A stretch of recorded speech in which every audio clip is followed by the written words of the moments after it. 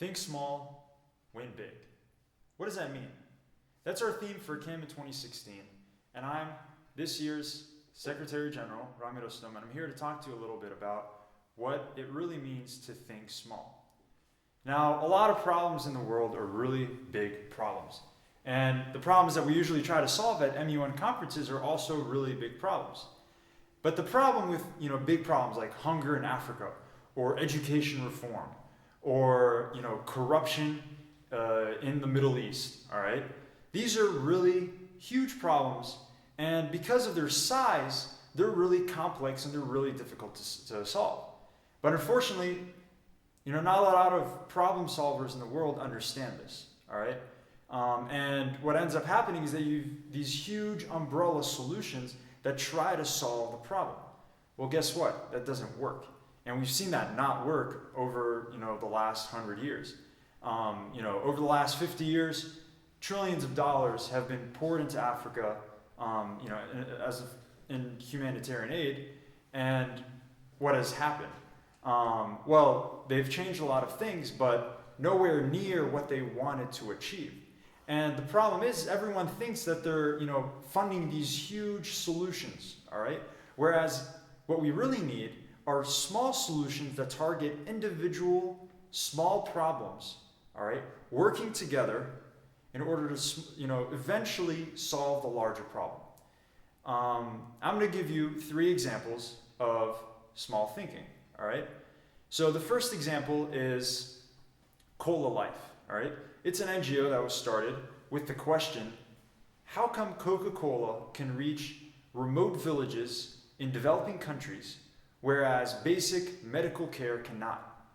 And it's an important question because these guys went down to a village in rural Africa and they saw that they had Coca-Cola and other products that are really not supposed to be there, but they didn't have basic vitamins, they didn't have basic care for diarrhea, for malaria, for other diseases. So these guys went down, they investigated the problem, and they looked at very specific regions in Africa, and they were able to come up with a small package that can be placed inside between Coca-Cola bottles in the individual containers, all right? And they got shipped out to these villages. And, one statistic that's surprising is the number of people who are taking the required diarrhea treatment, because it's a fatal disease in these parts of the world. And it went up from 1% of people in these areas to 45% in less than a year. And this is a great improvement. It's a very small solution to a small problem. Another example is here in Jordan. One of the biggest problems in the country recently is the burden of Syrian refugees on cities and on housing. In Jordan already doesn't have a lot of housing for the middle to lower income range. And this has been a problem for Jordanians, but now it's been aggravated by all the Syrians that are coming. So the Norwegian Refugee Council, another nonprofit, came in and they said, all right, most of refugees come to camps, but they actually leave the camps within a matter of months. Actually, 84% of Syrian refugees, according to the UNHCR in Jordan, are urban. They've left the camps and they're residing in cities and in towns and villages. So they said, all right, the biggest challenge that these refugees face in cities is that they can't pay the rent. They can't afford the rent. So they said, all right, how can we make them afford the rent? And one trend that they found was that a lot of Jordanian landowners, all right, and landlords, whenever they get enough money, they like to build up. They build floors on top of floors on top of floors, on their buildings. And, there's so many things are involved, it becomes a status symbol, and it's a trend that's just happening all over the country. And they said, all right, we're going to give these landowners enough money, okay, to build an extra floor, but they have to agree to host, Syrian refugee families for a period of 6 months to a year for free of charge, all right? And they started doing that. And, this solution worked. It worked very well. But it also, obviously, there's a lot of room to grow. They've only helped, around 45,000 Syrian refugees, whereas, their estimates that they're up to 1 million in the country. And this is an example of a small solution, all right, that can be scaled up, but works well because it is a small solution. And it can't, be a solution to all the problems in Jordan for all urban refugees, but it worked. And a last example, and this is going to lead me to my next point, is an NGO called Rainforest Connection.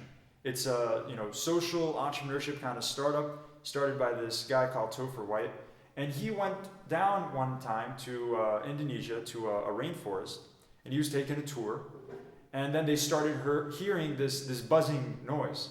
And the tour guide told them, these guys are illegal loggers. They're here to cut down the trees and then go sell them. And these illegal loggers are actually the #1 cause for deforestation in that part of the country. So he thought about the problem. He was an engineer. And he was like, all right, how can I find a very small, tangible solution that doesn't require the entire United Nations in order to solve? It just requires a little bit of money, all right, some resources that are sustainably, accessible, and, the right design in order to solve the problem.